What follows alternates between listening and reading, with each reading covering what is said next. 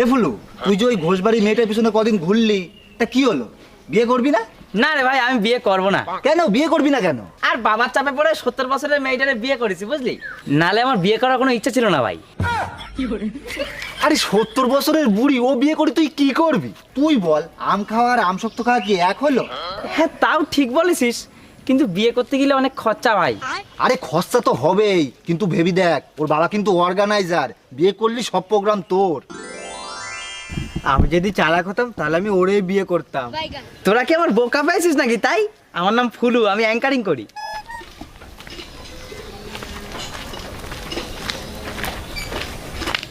ওই দেখ, আজকে আবার ঘোষবাড়ি মেয়েটা যাচ্ছে, তুই আজকে আবার যা, গিয়ে ট্রাই কর, দেখ হয় কিনা।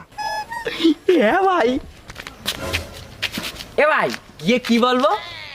দীপক, আজকেও মালটাতে আমরা টাকা নিয়ে খাবার খাবো। এ ভাই, তোরা ফুসে ফুসে করে কি বলছিস?